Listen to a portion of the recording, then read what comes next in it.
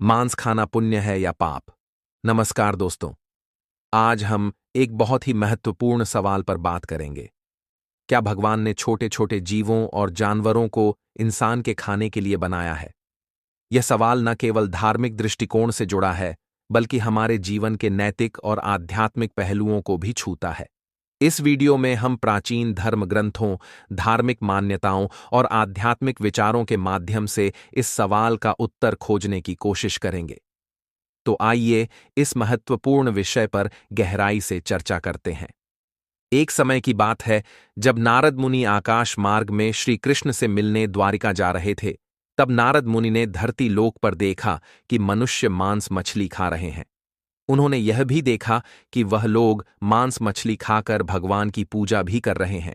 तब नारद मुनि के मन में कई प्रश्न उठने लगे, परंतु सबसे बड़ा प्रश्न यह था कि मांस खाना पुण्य है या पाप। तभी वह सोचने लगे कि इस प्रश्न का उत्तर सिर्फ भगवान श्री कृष्ण ही बता सकते हैं। तब देव श्री नारद सीधे से द्वारिका में पहुंच जाते हैं। तब श्री कृष्ण कहते हैं कि हे नारद जी, आज कैसे आना हुआ?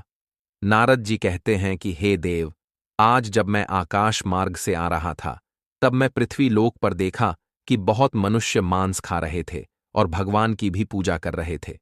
प्रभु कृपया मुझे यह बताइए कि मांस खाना पुण्य है या पाप। यह एक प्रश्न है जिसने मुझे लंबे समय से विचलित कर रखा है। कई बार लोग मांस खाते हैं और कहते हैं कि यह प्राकृतिक भोजन है, तो कुछ इसे पाप मानते हैं। मुझे आपके मुख से इसका उत्तर चाहिए। तब श्री कृष्ण कहते हैं, हे देव श्री नारद, आपका यह प्रश्न मैं एक कथा के माध्यम से देना चाहूंगा। तो देव श्री नारद कहते हैं, हे प्रभु, मैं इस कथा को अवश्य सुनूंगा और सारे जगत भर में फैला दूंगा। तब श्री कृष्ण कहते हैं, किसी समय एक राजा था जिसका नाम सोमदत्त था। वह महान योद्धा और धर्मपरायण था। उसकी प्रजा उसे बहुत मानती थी, परंतु उसे एक दोष था। वह मांस का भक्षण करता था और मानता था कि इसमें कोई बुराई नहीं है। उसके राजपुरोहित ने उसे कई बार समझाया कि मांस भक्षण से अहिंसा का उल्लंघन होता है, पर राजा इसे सुनता नहीं था। एक दिन एक साधु राजा के दरबार में आए। उन्होंने कहा, हे राजा, तुम्हारा धर्म और शासन तो उत्तम है, परंतु मांस भक्षण तुम्हारे लिए हानिकारक हो सकता है। इससे न केवल तुम्हारा शरीर बल्कि तुम्हारा कर्म भी प्रभावित होता है। राजा ने हंसते हुए कहा, हे साधु, मांस खाने से मुझे शक्ति मिलती है। यह प्रकृति का चक्र है।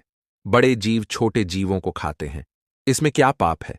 साधु मुस्कुराए और बोले, मैं तुम्हें यह समझने के लिए एक अवसर देता हूं। अगले पूर्णिमा को तुम्हें इसका उत्तर मिलेगा। पूर्णिमा के दिन राजा अपने शिकार पर निकला। जंगल में उसे एक हिरण मिला। वह हिरण बहुत सुंदर था, पर राजा ने उसे मारने के लिए धनुष तान दिया। जैसे ही तीर छोड़ा, हिरण ने मनुष्य की आवाज में कहा, हे राजन, मुझे क्यों मार रहे हो? क्या मैंने तुम्हारा कोई अहित किया है? राजा हक्का बक्का रह गया।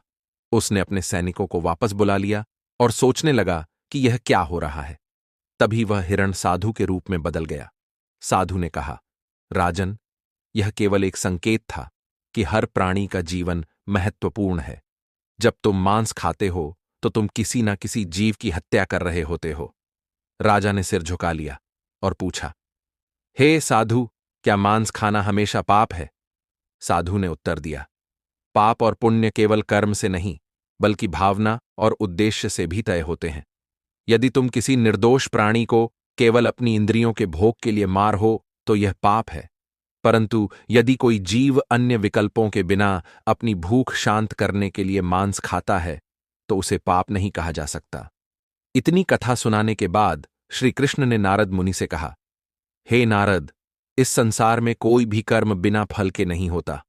मांस भक्षण भी एक कर्म है जिसका फल तुम्हारे आवश्यकता और करुणा के किसी जीव की हत्या जीवन पर प्रभाव डालता है। यदि तुम बिना करोगे तो वह पाप होगा, परंतु यदि तुम जीवन रक्षा के लिए ऐसा करते हो तो यह पुण्य हो सकता है। नारद मुनि ने समझते हुए कहा, हे प्रभु, अब मुझे स्पष्ट हो गया कि मांस भक्षण का पाप और पुण्य भावनाओं और परिस्थितियों पर निर्भर करता है। यह कर्म की गहराई को समझने की आवश्यकता है। श्री कृष्ण मुस्कुराए और बोले, ठीक कहा नारद, जो कोई भी कर्म करुणा और विवेक से करता है वह सदा धर्म का पालन करता है। इस प्रकार श्री कृष्ण ने नारद मुनि को मांस भक्षण के पाप और पुण्य की गहरी शिक्षा दी। नारद मुनि को यह समझ आ गया कि कोई भी कर्म केवल बाहरी क्रिया नहीं है, बल्कि उसकी गहराई में भावना और उद्देश्य महत्वपूर्ण है। प्रिय मित्रों, इस प्रकार से आज की यह ज्ञान से परिपूर्ण कथा समाप्त हुई। आशा करते हैं आपने इस कथा के माध्यम से बहुत कुछ सीखा होगा और अपना सुझाव जरूर देना। क्या मांस खाना सही है? या प्रिय मित्रों, आपको यह कथा अच्छी लगी हो, कमेंट बॉक्स में सच्ची श्रद्धा से जय श्री कृष्णा जरूर लिखें। अगर हमारे चैनल पर नए हैं तो लाइक, कमेंट और सब्सक्राइब करें।